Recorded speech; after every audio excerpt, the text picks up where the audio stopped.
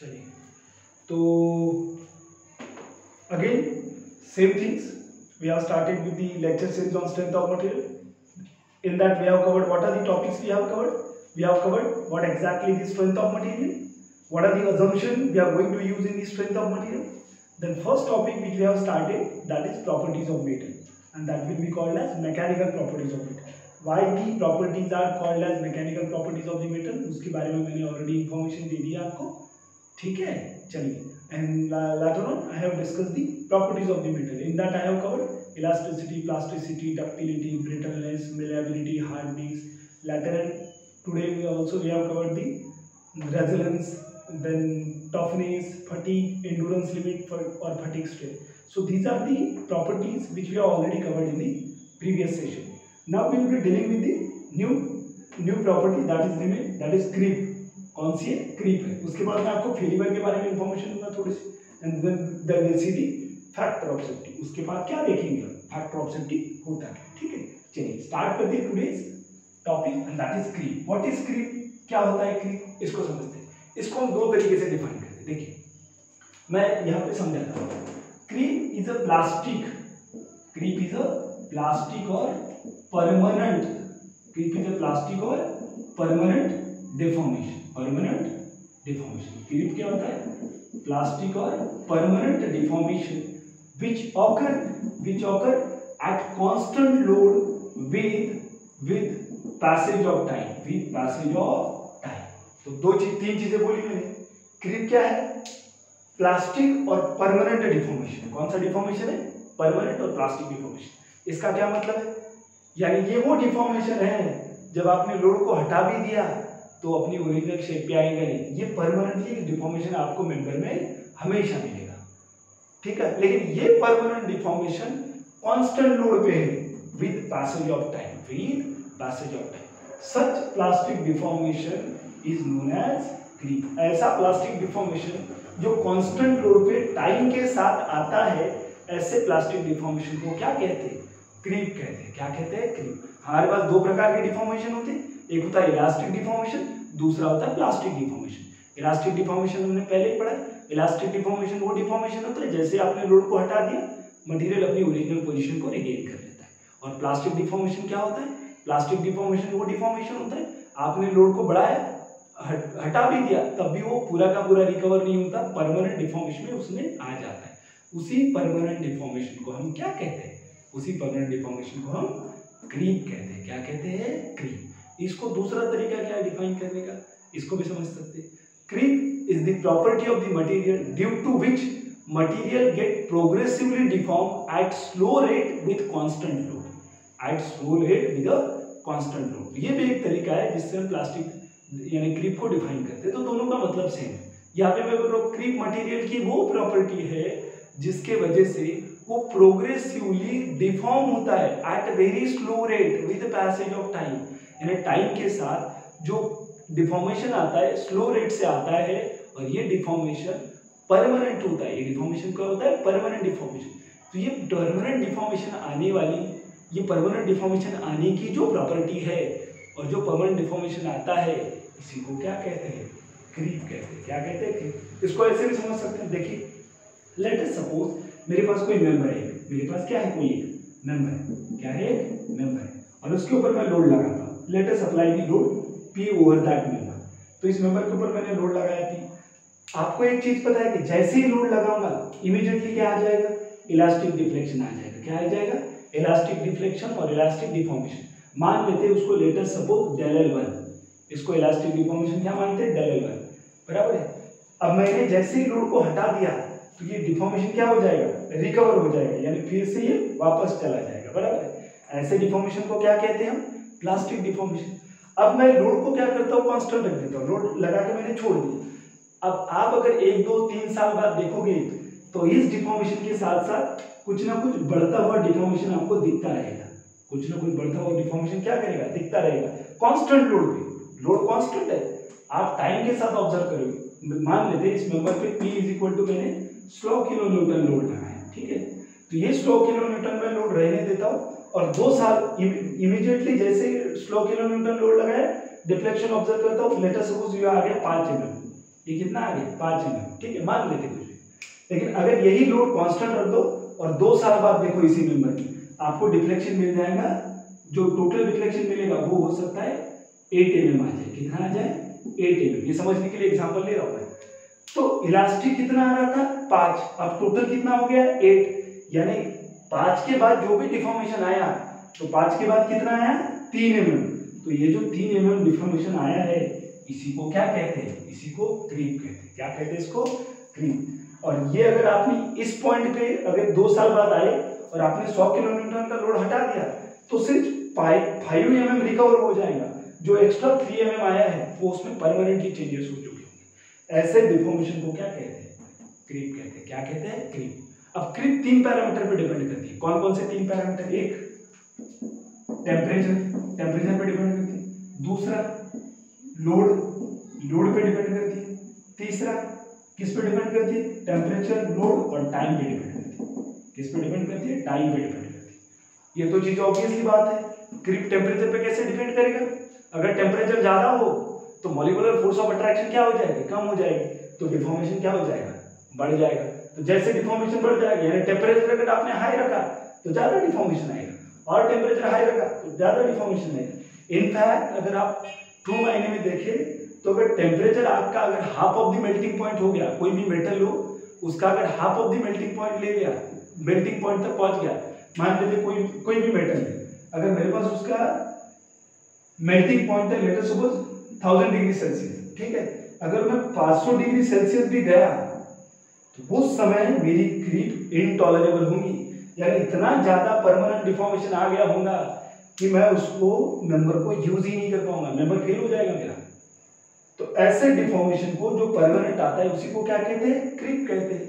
और अगर आपने लोड कांस्टेंट रखा, फिर आप 10 साल 15 20 साल 50 साल बाद आके देखेंगे तो ये मेंबर में इतना ज्यादा डिफॉर्मेशन आया होगा कि वो मेंबर यूजेबल नहीं रहेगा। ये जनरली प्रॉपर्टी मैकेनिकल वालों के लिए बहुत इंपॉर्टेंट होती है, मैकेनिकल वालों की, जिसमें टेम्परेचर का बहुत ज्यादा इफेक्ट होता है और उसमें जो मेटल होते हैं वो टेम्परेचर को बहुत ज्यादा सब्जेक्टेड होते हैं। तो उसके लिए उन मैकेनिकल इंजीनियरिंग वालों को क्रीप प्रॉपर्टी का बहुत अच्छे से ध्यान में रखना पड़ता है, क्योंकि अगर क्रीप अगर आपने एक लिमिट के अंदर नहीं रखी तो मटेरियल बहुत ज्यादा इलोंगेट होकर टूट जाएगा, बहुत ज्यादा इलोंगेट होकर क्या कर जाएगा, टूट जाएगा।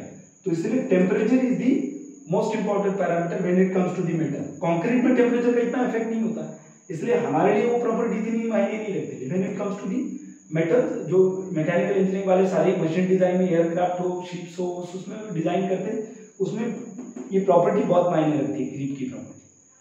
तो ये है क्रीप आपकी, ठीक है। अगर आपने इसको ग्राफ के, दूसरी टेम्परेचर पे डिपेंड करता है पहला, दूसरा लोड पे। तो लोड तो कांस्टेंट है, मैंने अभी बोला, लेकिन अगर आप 100 किलो न्यूटन की जगह 200 किलो न्यूटन लगाओ और टाइम के साथ ऑब्जर्व करो। अब मैं देखिए, अब यहाँ पे कंफ्यूज नहीं होने कि लोड तो कांस्टेंट बोल रहे सर और 100 का 2 किलो 200 कर रहे, मैं 100 का 200 जब कर रहा हूँ तो टाइम के साथ वो लोड कांस्टेंट है। पहले 100 किलो न्यूटन था, टाइम के साथ कहने का मतलब है मैंने लेटर सपोज आए टाइम t = 0, 100 किलो न्यूटन लगाया, ठीक है। अब मैं 2 साल भी देखूं, 2 साल बाद देखूं तो 100 किलो न्यूटन ही है, तो टाइम के साथ लोड क्या है, कांस्टेंट है, बराबर है। हो सकता है मैं इनिशियली 100 किलो न्यूटन ना लगा के 500 किलो न्यूटन लगा, तो 500 किलो न्यूटन अगर 2 साल बाद देखूं तो 500 किलो न्यूटन ही रहेगा। तो corresponding to each load magnitude of the creep में है, क्रीप की मैग्नीट्यूड कम ज्यादा हो सकती है, लेकिन फॉर अ कांस्टेंट लोड हम टाइम के साथ ऑब्जर्व करते हैं इसको। तो अगर आपने 100 किलो न्यूटन का लोड लगाया तो उसके करस्पॉन्डिंग एक अलग क्रीप होगी, 200 किलो न्यूटन का लगाया तो उसके करस्पॉन्डिंग एक अलग क्रीप होगी। और ये सारे, ये क्रीप का फिनोमेना किसके साथ आता है, टाइम के साथ। तो टाइम बढ़ने से क्रीप बढ़ेगी, कहने का मतलब है अगर 100 किलो न्यूटन लोड लगाया और आपने अगर 1 साल बाद देखा तो हो सकता है 1 mm का डिफॉर्मेशन है, 2 साल बाद देखा तो हो सकता है 2 mm का डिफॉर्मेशन है, और ये डिफॉर्मेशन प्लास्टिक डिफॉर्मेशन है, यानी इलास्टिक के बाद का। तो टाइम के साथ डिफॉर्मेशन क्या होते जा रहा है, बढ़ते जा रहा है, बराबर है। यानी टाइम ज्यादा होगा तो डिफॉर्मेशन ज्यादा होगा, बराबर है। तो इसीलिए 3 पैरामीटर पे क्रीप डिपेंड करती है। अगर टेम्परेचर ज्यादा हो तो क्रीप ज्यादा होगी, लोड को आपने बढ़ा दिया तो क्रीप ज्यादा होगी, और आप टाइम को बढ़ा, टाइम हमेशा बढ़ता ही रहता है, पॉजिटिव क्वांटिटी है, तो टाइम भी ज्यादा रहा तब भी क्या करेगी, क्रीप बढ़ते रहे। तो creep depends upon 3 parameter, temperature, load and time, ठीक है। तो क्रीप एग्जैक्टली है क्या, ये समझाया मैंने आपको। क्रीप प्लास्टिक और परमानेंट डिफॉर्मेशन होता है जो टाइम के साथ कांस्टेंट लोड पे ऑब्जर्व होता है। अगर आप लोड चेंज कर दो तो टाइम के साथ वो कांस्टेंट रहेगा, टाइम के साथ लोड चेंज नहीं होता। ऐसा नहीं होगा कि मैंने टाइम t इक्वल टू 0 पे 100 किलो न्यूटन लगाया और 2 साल बाद आके देख रहा तो 100 किलो न्यूटन का 400 किलो न्यूटन हो गया। बिल्कुल नहीं, टाइम के साथ वो लोड कांस्टेंट है, ठीक है। लेकिन अगर लोड की मैग्नीट्यूड इनिशियली डिफरेंट रही, मतलब 100 के कंपैरिजन में 500 का डिफॉर्मेशन ज्यादा है, ठीक है, और टाइम के साथ भी डिफॉर्मेशन क्या है, ज्यादा है। तो ये these are the 3 parameter in which creep depend करती है, इसी के ऊपर क्रीप क्या करती है, डिपेंड करती है। क्लियर? आप इसको ग्राफिकली भी देख सकते हो, टाइम के साथ इसका वेरिएशन कैसे आता है, you can see it graphically also. Let's see.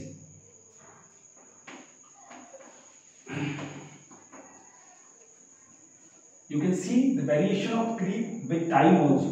That how the time के साथ creep कैसे बढ़ती और घटती, ये भी देख सकते हैं आप। देखिए, you can see how the creep है।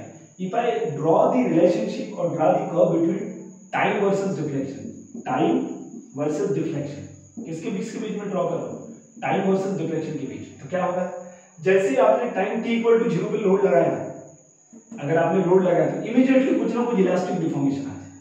तो ये डिफॉर्मेशन कौन सा है आपका, इलास्टिक डिफॉर्मेशन। तो टाइम के साथ डिफॉर्मेशन बता रहा हूं मैं आपको, कहने का मतलब है, इसको एग्जांपल के थ्रू समझो। ये मेरा मेंबर है, मैंने इसके ऊपर 100 किलो न्यूटन का लोड लगाया, कितना लोड लगाया, 100 किलो न्यूटन, इमीडिएटली 5 mm का डिफॉर्मेशन है, कितना है, तो अगर मैं स्केल पे ड्रॉ करूं तो टाइम t इक्वल टू 0 है, टाइम t इक्वल टू 0, तो आपको इमीडिएटली देखेंगे आप, तो जैसे आपने टाइम t इक्वल टू 0 पे 100 किलो न्यूटन का लोड लगाया, इमीडिएटली डिफ्लेक्शन कहां पे चला जाएगा, 5 mm, कहां पे चला जाएगा, 5 mm। फिर अगर आप टाइम के साथ अब क्या करो, आप 2 साल बाद आओ, आपको डिफ्लेक्शन बढ़ता हुआ दिखेगा, आपको डिफ्लेक्शन क्या होता दिखेगा, बढ़ता हुआ, यानी मान लेते हैं टाइम t इक्वल टू 0, यहाँ पे 2 साल बाद आया, तो you will find that deflection is going to increase. तो दिस डिफ्लेक्शन, यहां तक का डिफ्लेक्शन कौन सा था हमारा, इलास्टिक डिफ्लेक्शन, कौन सा था, इलास्टिक, बराबर है, this was the elastic deflection. और इसके बाद का आने वाला जो डिफ्लेक्शन है, इसके बाद जो भी डिफ्लेक्शन आएगा वो है हमारा प्लास्टिक डिफ्लेक्शन और प्लास्टिक डिफॉर्मेशन, प्लास्टिक डिफॉर्मेशन। तो देखिए टाइम के साथ बढ़ते जा रहा है ये, यार 2 साल बाद देखो तो इतना आया, और आगे जाऊंगा तो इतना आएगा, और थोड़ा सा आगे जाऊंगा तो बढ़ते जाएगा। तो इस प्रकार से ये डिफ्लेक्शन टाइम के साथ बढ़ जाता है, टाइम के साथ क्या कर जाता है, बढ़ जाता है, बराबर। तो you can see the variation of deflection, इसी को क्या कहा हमने, प्लास्टिक, इसी, यही आपकी क्रीप है जो टाइम के साथ क्या करेगी, बढ़ती जाएगी। ये क्रीप नहीं है, ये आपका इलास्टिक डिफॉर्मेशन है। इसके बाद का जो भी डिफॉर्मेशन टाइम के साथ आता जाएगा वो आपकी क्रीप होगी। तो और क्रीप और कुछ नहीं, इतना डिफ्लेक्शन इस टाइम पे, अगर इस टाइम पे ऑब्जर्व करो तो इतना डिफ्लेक्शन, इस टाइम पे ऑब्जर्व करो तो इतना डिफ्लेक्शन। तो इसलिए मैंने बोला क्रीप किसके ऊपर डिपेंड करती है, टाइम के ऊपर।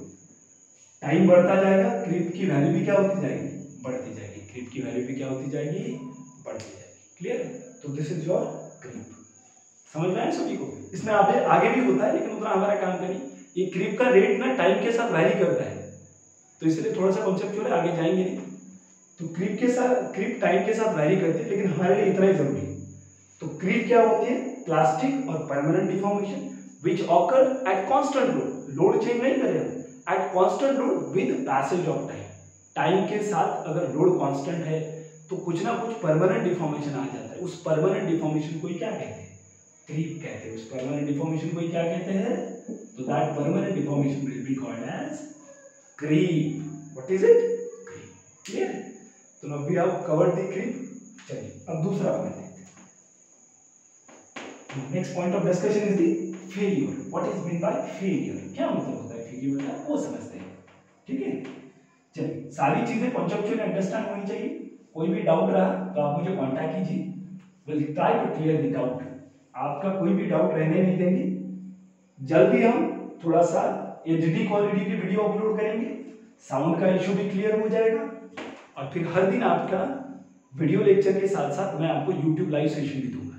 तो यूट्यूब लाइव सेशन में एमपीएससी के कॉन्सेप्ट, एमपीएससी के आए हुए सवाल, यूपीएससी के आए हुए सवाल या गेट के जो सवाल है जो हमारे लिए इंपॉर्टेंट है उसको भी कवर करने की कोशिश करेंगे, so that our practice session will be more. तो साथ साथ प्रैक्टिस सेशन भी चलेगा। तो मेरी रिक्वेस्ट रहेगी सभी को कि आप कम से कम minimum 3 GB data per day का मान लीजिए, कोई दिक्कत नहीं, पैसे की चिंता मत कीजिए, ये आपके करियर का सवाल है। ठीक है दोस्तों, चलिए आगे आगे। तो next point of discussion is the failure. Next point of discussion क्या है हमारा, फेलियर। क्या मतलब है फेलियर का, फेलियर का क्या मतलब है? Failure in every times it not mean that absolute failure. हमेशा फेल्यूर एब्सोल्यूट फेल्यूर नहीं होता है, हमेशा फेल्यूर एब्सोल्यूट फेल्यूर नहीं होता। इसका क्या मतलब है, देखिए आप कोई भी चीज ले लीजिए, कोई भी चीज, जो भी चीज आपके घर में हो, आप कोई भी चीज लीजिए, अगर वो चीज यूजेबल नहीं है तो आपके लिए फेल हुई, एब्सोल्यूट में फेल नहीं हुए। कहने का मतलब है, इसको आप किसी भी एग्जांपल के तरीके से समझ सकते हैं। लेट अस सपोज आपने कोई शर्ट ले लिया या कोई पैंट ले लिया, ठीक है। अब over a period of time क्या हो गया, वो शर्ट का कलर उतर गया, शर्ट थोड़ा सा फेंट हो गया कलर में, अब आप उसको यूज नहीं करते। क्या एक्चुअली में फट गया है कि शर्ट टूटा है क्या, नहीं, लेकिन जिस पर्पस के लिए आपने लिया था वो अभी फुलफिल नहीं कर रहा है वो। तो इसका मतलब the purpose for which you have design the shirt is not fulfilling now, वो अपना पर्पस फुलफिल नहीं कर रहा है। तो हमारे लिए वो शर्ट क्या हो गया, फेल हो गया, हमारे लिए शर्ट क्या हो गया, फेल हो गया। तो एब्सोल्यूट फेल हुआ है क्या, नहीं, एब्सोल्यूट फेल हुआ है क्या, नहीं, अभी भी शर्ट फटा हुआ नहीं है, एब्सोल्यूट फेलियर नहीं हो गया। लेकिन जिस चीज के लिए आपने लिया था वो अगर फुलफिल नहीं कर रहा है तो हमारे लिए वो चीज क्या हो गई, फेल हो गई, हमारे लिए चीज क्या हो गई, फेल हो गई। और दूसरा कौन सा फेलियर का तरीका हो सकता है शर्ट फट ही जाए, हो सकता है शर्ट फट जाए, फिर तो यूज ही नहीं करेंगे, इवन तो इसका कलर वाला सब कुछ ठीक है, लेकिन शर्ट फट गई तो एब्सोल्यूट फेलियर हो गया। तो फेलियर हमेशा एब्सोल्यूट फेलियर नहीं होता, दो प्रकार के होते हैं, एक एब्सोल्यूट फेल होता है, दूसरा जिस चीज के लिए आपने उसको लिया था वो अगर वो पर्पस फुलफिल नहीं कर पा रहा है तो फेलियर होता है। तो इसी प्रकार हमारे सिविल इंजीनियरिंग में भी फेलियर को दो प्रकार से क्लासिफाई किया गया, एक प्लास्टिक डिफॉर्मेशन की वजह से फेलियर, दूसरा फ्रैक्चर की वजह से फेलियर। अब इसको मैं क्लासिफाई करता हूं, समझिए। एक क्या बोला मैंने, प्लास्टिक डिफॉर्मेशन की वजह से, एक किसकी वजह से, प्लास्टिक डिफॉर्मेशन की वजह से। तो one will be because of the plastic deformation और other is because of the fracture, other is because of the fracture. तो एक प्लास्टिक डिफॉर्मेशन और दूसरा बिकॉज ऑफ द फ्रैक्चर, ठीक है। प्लास्टिक डिफॉर्मेशन का failure occurs in the ductile material, किस material में आता है, डक्टाइल मटेरियल, और fracture failure occur in the brittle material, किस मटेरियल में, ब्रिटल मटेरियल। अब क्या होता है ये देखिए, why I am saying it is a plastic deformation failure. मैं प्लास्टिक डिफॉर्मेशन को फेलियर कैसे कह रहा हूं, देखिए मेरी बात, अगर मेरे पास कोई ये मेंबर है, ठीक है, ये मेंबर है, इसकी original length let us suppose 5 mm थी, 5 मीटर थी, 5 mm इतना 5 mm था, 5 मीटर ले लेते, ठीक है, इनिशियली 5 मीटर ले लेते। अब मैंने इसके ऊपर क्या किया, लोड लगाया, लोड लगाया, लेट अस सपोज मैंने लोड लगाया 50 किलो न्यूटन, कितना लगाया, 50 kilo Newton. So I am applying the load of magnitude 50 kilo Newton, ठीक है। इस 50 किलो न्यूटन के कारण इसमें जो डिफॉर्मेशन आया है वो लेट अस सपोज आपका जो इनिशियली लेंथ इतनी थी अब इतना लंबा हो गया, ऐसा हो गया। तो ये आपका मान लेते लेट अस सपोज 10 मीटर हो गया, फिलहाल के लिए मानने के लिए कुछ नहीं मान सकते। तो आपका मेंबर आपको 5 मीटर का चाहिए था 50 किलो न्यूटन कैरी करने के लिए, अब मेंबर 10 मीटर हो गया जैसे लोड लगा दिया। तो मेंबर जिस पर्पस के लिए, मान लेते ये मेरा कोई बीम है और इस बीम को मुझे 2 कॉलम पे सपोर्ट करना है, ठीक है, मान लेते इस पे मैंने लोड लगाया तो वो 10 मीटर का हो गया, तो कॉलम के डिस्टेंस के बाहर जा रहा है, इसका मतलब वो हमारे काम का रहा है, वो क्या हो गया, प्लास्टिक, वो क्या हो गया, फेल हो गया। वो फेल क्यों हुआ, क्योंकि उसमें परमानेंट डिफॉर्मेशन आ गया। कौन सा डिफॉर्मेशन आ गया, परमानेंट डिफॉर्मेशन। इसको समझने का और एक तरीका दूसरा मैं आपको बताता हूं, देखिए आपने उस दिन मैंने एग्जांपल दिया था आपको कि अगर आपका कोई बीम है, लेट अस सपोज कोई बीम है और इस बीम की लोड कैरिंग कैपेसिटी है 10 किलो न्यूटन, आपने 5 किलो न्यूटन लोड लगाया, मेंबर ऐसा हो गया। एक्चुअली में टूटा क्या ये मेंबर, बिल्कुल नहीं, लेकिन क्या आप इसको यूज करोगे, क्या नहीं, क्यों, क्योंकि इसमें परमानेंट चेंजेस आ गए। क्या आ गए हैं, परमानेंट चेंजेस। और हमारे लिए वो परमानेंट चेंजेस क्या है, प्लास्टिक डिफॉर्मेशन। क्या है, plastic deformation. It means this type of failure is known as plastic deformation failure. इसको कौन सा डिफॉर्मेशन कहेंगे, प्लास्टिक डिफॉर्मेशन। तो ये जनरली किस मटेरियल में होता है, डक्टाइल मटेरियल में। किसमें होता है, डक्टाइल मटेरियल।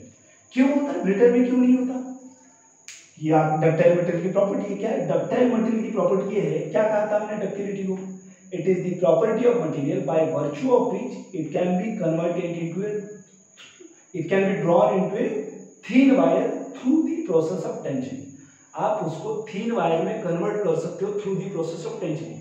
कहने का मतलब है फ्रैक्चर होने से पहले उसमें बहुत ज्यादा डिफॉर्मेशन आता है, उसमें क्या आता है, बहुत ज्यादा डिफॉर्मेशन आता है, इसलिए वो फ्रैक्चर नहीं भी हुआ तो हमारा किसके वजह से फेल हो गया, वो प्लास्टिक डिफॉर्मेशन की। किसके वजह से फेल हो गया, प्लास्टिक डिफॉर्मेशन। अभी भी फ्रैक्चर नहीं हुआ, लेकिन अगर वही ब्रिटल मेटल की बात करें तो आप लोड को बढ़ाते जाओ बढ़ाते जाओ बढ़ाते जाओ बढ़ाते जाओ, बहुत कम डिफॉर्मेशन पे फ्रैक्चर कर जाता है, उसमें परमानेंट डिफॉर्मेशन आती ही नहीं, उसमें परमानेंट डिफॉर्मेशन ही नहीं आता, वो डायरेक्टली फ्रैक्चर कर जाता है। तो फेल्यूर के दो तरीके होते हैं, या तो प्लास्टिकली बहुत ज्यादा डिफॉर्म हो गया हमारे किसी काम का नहीं, या तो डायरेक्टली टूट गया। डायरेक्टली क्या कर गया? टूट गया। तो plastic deformation phenomena generally ductile metal में आता है, और अगर फ्रैक्चर की बात करें तो किस में आता है? ब्रिटल में आता है। किस में आता है? ब्रिटल में आता है। क्लियर है? तो इसलिए हम most of the civil engineering structure में आपको डक्टाइल मटेरियल यूज करता हुआ दिखेगा। क्यों? क्योंकि ये जब भी टूटता है उसके पहले बहुत ज्यादा डिफॉर्मेशन आता है, तो आपको पता चल जाता है, आपको एक इंडिकेशन मिल जाती है कि अब ये फेल होने वाला है। तो before failure, before fracture, it gives you an indication that it is going to fail now. That's why we use ductile material in most of the civil engineering structure. हम इसीलिए इसको यूज करते हैं, brittle metal को नहीं। क्यों? क्योंकि brittle material अगर आपने यूज कर लिया तो आपको सडनली फेल जाएगा, पता ही नहीं चलेगा, और हो सकता है आपके लिए डिजास्टर सारी कंडीशन बन जाए। अगर किसी ब्रिज में आपने डक्टाइल मटेरियल की जगह ब्रिटल मटेरियल यूज कर लिया तो ब्रिज आपको ऐसा बकल हुआ नहीं दिखेगा, डायरेक्टली टूट जाएगा। तो हमारे लिए वो डेंजरस सिचुएशन हो सकती है। इसलिए most of the civil engineering structure में हम किसको यूज करते हैं? डक्टाइल मेटल को यूज करते हैं। किसको? Ductile metal. तो दो प्रकार के फेल्यूर होते हैं, एक होता है प्लास्टिक डिफॉर्मेशन, दूसरा फ्रैक्चर। तो प्लास्टिक डिफॉर्मेशन किसमें आता है? Generally ductile metal. और फ्रैक्चर किसमें आता है? Brittle metal. क्लियर है? तो there are two types of failure, one is plastic deformation, another is fracture. तो प्लास्टिक डिफॉर्मेशन डक्टाइल मेटल और fracture is in brittle metal. Clear है? तो यहाँ पे आपको फेल्यूर का मतलब क्लियर हो गया। And that's why we are using ductile material most of the civil engineering structure. क्यों? क्योंकि before fracture it gives you lot of deformation, और आपको पता चल जाता है कि ये फेल होने वाला है, तो ये हमारे लिए सेफ्टी टाइप कंडीशन डेवलप कर देता है। इसीलिए हम most of the civil engineering structure में डक्टाइल मटेरियल को यूज करते हैं। ठीक है? चलिए नेक्स्ट पॉइंट। तो हमारे लेक्चर का आज का लास्ट पॉइंट है, that is factor of safety. Last point is factor of safety. अभी मैंने जब भी बताया था आपको, ये जो प्लास्टिक डिफॉर्मेशन फेल्यूर होता है, ये प्लास्टिक डिफॉर्मेशन का जो फेल्यूर होता है, अभी बताया था मैंने, प्लास्टिक डिफॉर्मेशन का फेल्यूर होता है। और दूसरा किसका बताया था? फ्रैक्चर का। दूसरा किसका बताया था? फ्रैक्चर का। तो ये प्लास्टिक डिफॉर्मेशन कहाँ से स्टार्ट होता है? आपको पता है? यील्डिंग से स्टार्ट होता है। कहाँ से? यील्डिंग से। कहाँ से? यील्डिंग से। हमने ग्राफ ड्रॉ किया था माइल्ड स्टील का, एक ग्राफ ड्रॉ किया था, ऐसा कुछ था। तो आपको यील्ड जहां से स्टार्ट हो रही वही हमने इसकी क्या ली थी? डिजाइन स्ट्रेस ली थी, डिजाइन स्ट्रेंथ ली थी। आपने लिया होगा माइल्ड स्टील की डिजाइन स्ट्रेंथ कितनी लेते हो आप? 250 mm की, 250 मेगापास्कल। कितनी लेते हैं? 250 मेगापास्कल। क्या एब्सोल्यूट में फेल हो गया है कि यहाँ पे हो? नहीं, आप लोड को और बढ़ा सकते हो, यहाँ तक लोड लेने की कैपेसिटी उसकी। लेकिन अगर आप देखो तो आप लोड को बढ़ा दो तो करस्पॉन्डिंग क्या बढ़ जाएगा? आपका डिफॉर्मेशन ही बढ़ जाएगी। तो इसलिए फेल माना जाता है। इसलिए हम इसको प्लास्टिक डिफॉर्मेशन को और एक नाम दिया गया फेल्यूर का, यील्डिंग फेल्यूर। कौन सा? Yielding failure. तो हम डिजाइन के लिए कौन सी स्ट्रेस लेते हैं? यील्ड स्ट्रेस लेते हैं। कौन सी स्ट्रेस? Yield stress. क्योंकि जैसे ही यील्ड स्ट्रेस पे पहुंच गया इसके बाद बहुत ज्यादा स्ट्रेन आती है तो मटेरियल हमारे लिए क्या हो जाता है? फेल हो जाता है। यानी बहुत ज्यादा प्लास्टिक डिफॉर्मेशन आता है, मटेरियल क्या हो जाता है? हमारे लिए फेल हो जाता है। तो डिजाइनिंग के लिए हम in case of ductile material कौन सी स्ट्रेस लेते हैं? Yield stress. कौन सी स्ट्रेस? Yield stress. यील्ड यानी जहां से यील्डिंग स्टार्ट होती है वहीं पे क्या मान लेते हैं? इसको फेल होती है। यानी जहां से परमानेंट डिफॉर्मेशन होना स्टार्ट कर देता है, प्लास्टिक डिफॉर्मेशन होना स्टार्ट कर देता है, वहीं से उसको क्या मानते हैं? फेल मानते हैं। लेकिन अगर फ्रैक्चर की बात करें तो आपको परमानेंट डिफॉर्मेशन मिलेगा नहीं, यानी कोई फेल्यूर पॉइंट मिलता ही नहीं है। इसलिए यहाँ पे हम फ्रैक्चर में अल्टीमेट स्ट्रेस कंसीडर करते हैं। कौन सी स्ट्रेंथ? Ultimate strength. तो यहाँ पे हम यील्ड स्ट्रेंथ कंसीडर करते हैं, क्योंकि यील्डिंग में फेल होता है और यहाँ फ्रैक्चर में फेल होता है, यानी अल्टीमेट पॉइंट में फेल होता है, डायरेक्टली टूट जाता है। डायरेक्टली क्या कर जाता है? टूट जाता है। तो यहाँ की जो स्ट्रेस होती है वो अल्टीमेट स्ट्रेस होती है, और यहाँ की जो स्ट्रेस होती है वो यील्ड स्ट्रेस होती है। कौन सी स्ट्रेस होती है? Yield stress. और यहाँ पे अल्टीमेट स्ट्रेस, यहाँ पे अल्टीमेट स्ट्रेस। क्लियर है? तो दो तरीके से फेल्यूर हो सकता है। It may be because of the yield stress और it may be because of the ultimate stress. Ultimate stress failure किसमें आता है? ब्रिटल मेटल में। और यील्ड स्ट्रेस फेल्यूर किसमें आता है? Ductile metal. किसमें आता है? Ductile metal. क्लियर है? ठीक है, चलिए नेक्स्ट पॉइंट डिस्कस करते हैं, फैक्टर ऑफ सेफ्टी। तो next point of discussion is the factor of safety. हमारा नेक्स्ट पॉइंट ऑफ डिस्कशन क्या होगा? फैक्टर ऑफ सेफ्टी होगा। ठीक है, तो what is mean by factor of safety, इसको समझते हैं। चलिए सबसे पहला सवाल तो यही आता है, Why there is need to introduce the factor of safety? Factor of safety क्यों इंट्रोड्यूस किया गया? अब ये तो उसके नाम से ही समझ में आता है, ये फैक्टर हमें क्या देता है? सेफ्टी देता है, इसलिए हम यूज कर रहे हैं, ठीक है। लेकिन साथ में मैं आपको एक चीज बता दूं, ये फैक्टर ऑफ सेफ्टी आपकी डिजाइनिंग की कॉस्ट बढ़ा देता है, आपकी डिजाइनिंग की क्या बढ़ा देता है? कॉस्ट बढ़ा देता है। तो फिर कितना फैक्टर ऑफ सेफ्टी रखें, ये भी तो सोचने वाली चीज है कि फैक्टर ऑफ सेफ्टी मुझे सेफ्टी देता है तो मैं कितना भी रख सकता हूँ ताकि मेरी सेफ्टी और बढ़ जाए, और सेफ्टी बढ़ जाए। अब कैसे, मैं आगे समझाता हूँ आपको एग्जाम्पल। लेकिन अगर सेफ्टी बढ़ा रहा हो साथ में कॉस्ट भी बढ़ रही है, तो ऐसा स्ट्रक्चर बनाने का कोई मतलब ही नहीं जिसकी कॉस्ट तो बहुत ज्यादा है, कॉस्ट बहुत ज्यादा है, साथ में सेफ्टी भी बहुत ज्यादा है। तो ये इंजीनियर को बनाने की जरूरत है क्या? वो बिल्कुल नहीं, वो तो कोई भी मिस्त्री बना देगा कि आपको सेफ्टी चाहिए तो साइज बढ़ाते जाओ, स्ट्रेंथ उसकी ज्यादा लेते जाओ, कॉस्ट बढ़ जाएगी। आप कहोगे नहीं सेफ्टी चाहिए मुझे, स्ट्रेंथ की जरूरत नहीं, तो फिर बड़े बड़े बीम ले लो, छोटे छोटे लेने की क्या जरूरत है? साइज कितनी भी लो, size doesn't matter for you. तो सेफ्टी के साथ साथ इकोनॉमी भी बहुत जरूरी होती है, सेफ्टी के साथ साथ इकोनॉमी भी बहुत जरूरी होती है। उसी को एग्जैक्ट डिजाइनिंग कहते हैं कि हमारा डिजाइनिंग में safety is the first aspect, then we think about the economy, कि वो जो डिजाइन किया गया है वो इकोनॉमिकल है कि नहीं, तो वो भी चीजें ध्यान में रखनी है। तो क्या होता है फैक्टर ऑफ सेफ्टी? तो factor of safety is the ratio of failure stress, is the ratio of failure stress to the design stress, failure stress to the design stress.